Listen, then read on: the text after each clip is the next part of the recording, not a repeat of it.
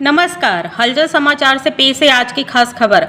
महामहिम राष्ट्रपति के दत्तक पुत्र ठगे गए, बैगा जनजाति की जमीन हड़प गए भूमाफिया। डिंडौरी जिले के बजाग जनपद अंतर्गत पिपरिया माल गांव में भूमाफियों ने महामहिम राष्ट्रपति द्वारा दत्तक माने जाने वाले बैगा जनजाति के लोगों की जमीनें धोखाधड़ी से औने पौने दामों में हड़प ली है। गौड़वाना गणतंत्र पार्टी के प्रदेश अध्यक्ष इंजीनियर कमलेश टेकाम ने गांव पहुंचने पर आदिवासी महिलाओं ने बताया कि कैसे उनकी 22 एकड़ जमीन मात्र 30,000 में रजिस्ट्री कराई गई और खातों में पैसा डालने का झांसा देकर अंततः कुछ भी नहीं मिला। सूत्रों के मुताबिक खनन माफिया ने 286.42 हेक्टेयर भूमि 4 बाहरी आदिवासियों के नाम खरीदकर कब्जा कर लिया है। गांव की 80% जमीन भूमाफियों के हाथ लग चुकी है। जीवन यापन के लिए संघर्ष कर रहे बैगा परिवार अब पुनर्वास के बिना संकट में है। न पैसा है, न जमीन है और अब खनन कार्य शुरू होने की तैयारी। बैगा समाज के समक्ष अस्तित्व का संकट गहराया गया है।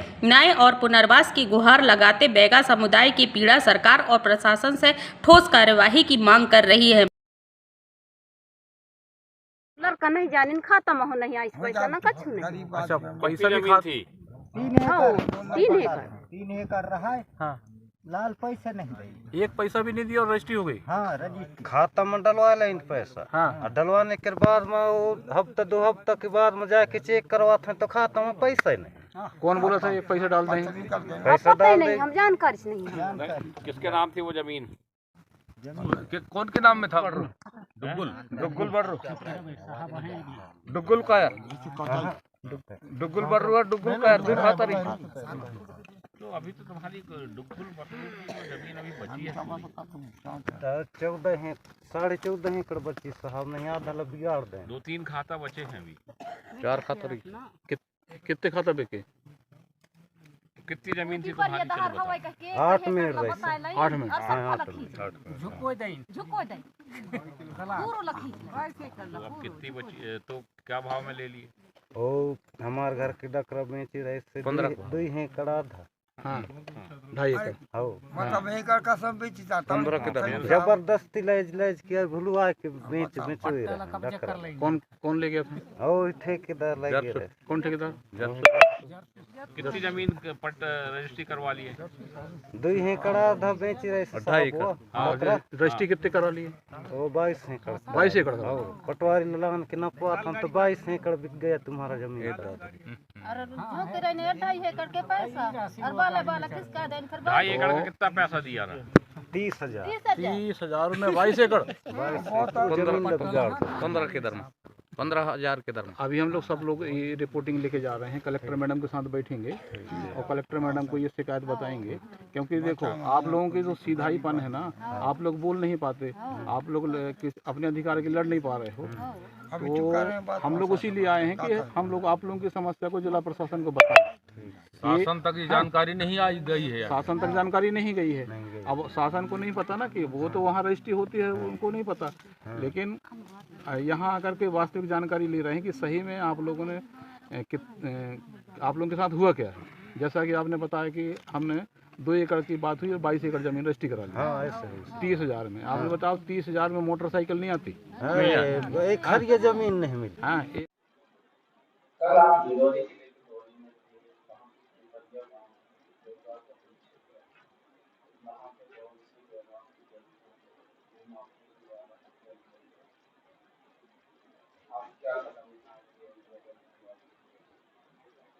हाँ, कल हमारे बजाग विकासखंड के कार्यकर्ताओं द्वारा मुझे सूचना मिली कि वहाँ पे बजाग विकासखंड के अंतर्गत पिपरिया ग्राम पंचायत के 3 ऐसे मोहल्ले हैं जहाँ पूरे बैगा जनजाति के लोग रहते हैं और बहुत दयनीय स्थिति में है। कल जाके हम लोग खुद देखे, सारे कार्यकर्ता डिंडौरी के और कुछ राष्ट्रीय पदाधिकारी सभी लोग जाकर गोंडवाना गणतंत्र पार्टी के सब ब्लॉक कार्यकर्ता, तो वहाँ जानकारी लगी कि कुछ लोगों ने 2015 से उनकी ज़मीनें 5,000 से लेकर 15,000 रुपये एकड़ तक ऐसे लिया हुआ है। क्योंकि वहाँ पे बॉक्साइट की बहुलता को देखते हुए इतने दिनों से तो कुछ पूंजीपति लोग जो बाहर से आकर डिंडौरी जिले में ऐसा कर रहे हैं और गांव वाले बहुत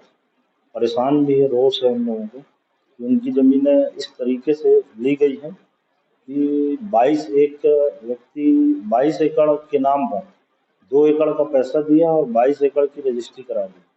तो ऐसे कई हम लोग सभी से मुलाकात किए ग्रामवासियों से, और जो इस धोखे में रहे हैं, जिनकी ज़मीन झूठ बोल कर ली गई है, और वहाँ एक एजेंट के रूप में बजाग के पास ही गांव से एक जस्सू साहू करके, तो वो पूरी एंट्री करवाता है उस गांव में और पूंजीपतियों को जमीन दिलवाता है। कटनी के कुछ 3 आदिवासी हैं, रघुराज, नत्थू इस टाइप के नाम के, और 2 एक आशीष पाठक और एक निश्चल पाठक, तो इन लोगों ने लिया हुआ है और इनकी रजिस्ट्री हुई है। तो जो आदिवासी की ज़मीन आदिवासी के नाम पे होना चाहिए करके, तो एक ऐसे व्यक्ति के नाम पे है जो 600 एकड़ के आसपास, 300, 200 ऐसे 600 एकड़ के आसपास इनकी रजिस्ट्री हुई है, जो कि वो खुद इतने गरीब हैं तो 600 एकड़ कैसे लिए हैं। अगर सही मायने में देखा जाए तो रजिस्ट्री का स्टाम्प ड्यूटी का पैसा नहीं होगा। इसका मतलब है कि अप्रत्यक्ष रूप से इसमें बहुत बड़ा हाथ है, जो कि बाहर से पूंजीपति आकर, और उसमें कटनी का एड्रेस बताया जा रहा है, और कुछ उन लोगों को ऐसी जानकारी है कि किसी राजनीतिक दल से लोग जुड़े हुए हैं, उसमें बड़े नाम भी सामने आ सकते हैं।